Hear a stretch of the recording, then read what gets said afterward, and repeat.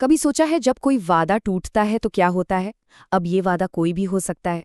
हो सकता है मकान मालिक रिपेयर का काम न करा रहा हो, या फिर कोई कंपनी टाइम पर ऑर्डर ही न डिलीवर कर रही हो।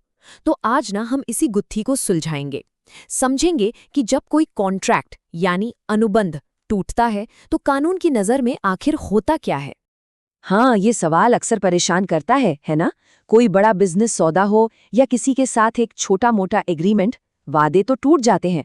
तो फिर क्या करें? क्या बस इसे भूल जाएं? नहीं, बिल्कुल नहीं। कानून के पास इसके जवाब हैं। चलिए देखते हैं कि असल में होता क्या है। ठीक है, तो आगे हम इन 5 हिस्सों में बात करेंगे। पहले समझेंगे कि वादा टूटने का मतलब क्या है, फिर देखेंगे कि इससे हुए नुकसान का असर क्या होता है, कानून क्या क्या उपाय देता है, नुकसान की कीमत कैसे तय होती है, और आखिर में ये कॉन्ट्रैक्ट्स इतने ज़रूरी क्यों हैं। तो चलिए शुरू करते हैं। सबसे पहली और सबसे जरूरी बात, कानून की भाषा में इस अनुबंध का उल्लंघन या ब्रीच ऑफ कॉन्ट्रैक्ट का असल मतलब है क्या?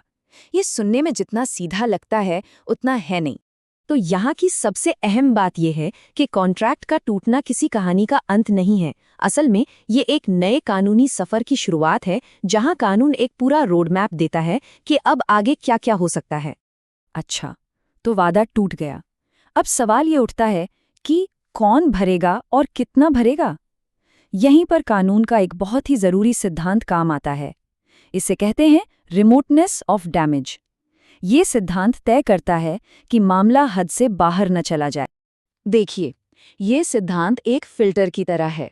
ये कहता है कि मुआवजा सिर्फ उन्हीं नुकसानों के लिए मिलेगा जो वादा टूटने का सीधा और अंदाजा लगाने लायक नतीजे थे। मतलब आप हर छोटी मोटी परेशानी के लिए क्लेम नहीं कर सकते।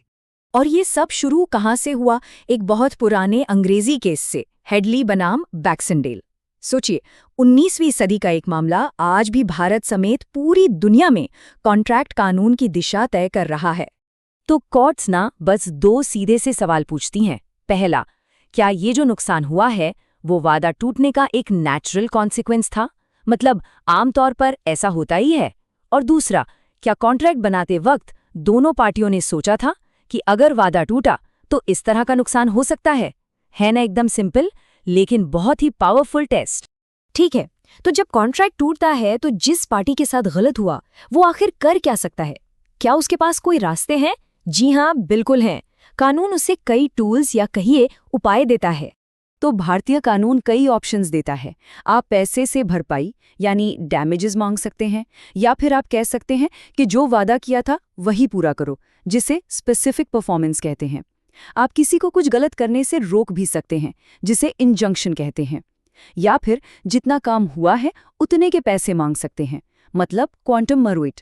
और आखिर में आप पूरे कॉन्ट्रैक्ट को ही कैंसिल करवा सकते हैं, जिसे रिसिशन कहते हैं। लेकिन सीधे शब्दों में कहें तो ज्यादातर मामलों में बात पैसों पर ही आके रुकती है। कोर्ट्स वादा तोड़ने वाली पार्टी को आदेश देती हैं कि वो दूसरी पार्टी को हुए नुकसान की भरपाई पैसों से करें। तो अब सवाल है कि भारत में ये सब कैसे काम करता है। इंडियन कॉन्ट्रैक्ट एक्ट के सेक्शन 73 से 75 इन्हीं सब आइडियाज को ठोस एक्शन लेने लायक नियमों में बदलते हैं।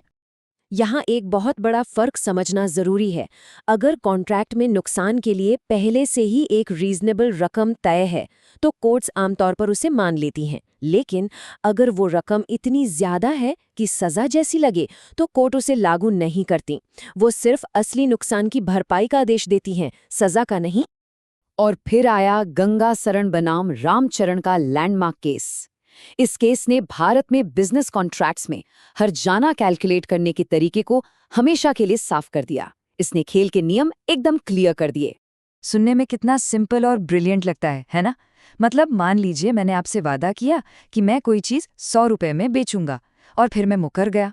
अब आपको वही चीज़ मार्केट से 120 रुपए में खरीदनी पड़ी, तो सीधा सीधा हिसाब है, मेरा हर्जाना हुआ 20 रुपए। एकदम क्लियर कट। तो गंगा शरण केस ने उन्हें बेसिक सिद्धांतों को फिर से पक्का किया। नुकसान का सीधा ताल्लुक वादा टूटने से होना चाहिए और पीड़ित पक्ष चुपचाप बैठकर तमाशा नहीं देख सकता। उसे अपने नुकसान को कम करने की कोशिश भी करनी होगी। ये सब कुछ फेयरनेस के बारे में है। तो ये सब इतना मायने क्यों रखता है? ये सिर्फ वकीलों के लिए बनाए गए जटिल नियम नहीं हैं। इनका हमारी सोसाइटी और इकोनॉमी पर बहुत गहरा असर पड़ता है। ये कानून एक सेफ्टी नेट की तरह है। ये सिर्फ प्रॉब्लम सॉल्व नहीं करते, बल्कि एक भरोसेमंद सिस्टम बनाते हैं जो हमें विश्वास के साथ बिजनेस करने और पर्सनल एग्रीमेंट्स करने की हिम्मत देता है।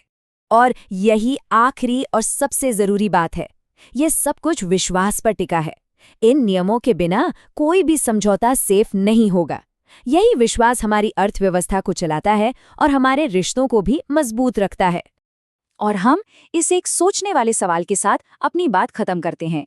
ये सवाल कानून और नैतिकता के बीच के उस दिलचस्प टकराव को सामने लाता है जो कॉन्ट्रैक्ट की दुनिया के बिल्कुल केंद्र में है। इस पर सोचिएगा जरूर।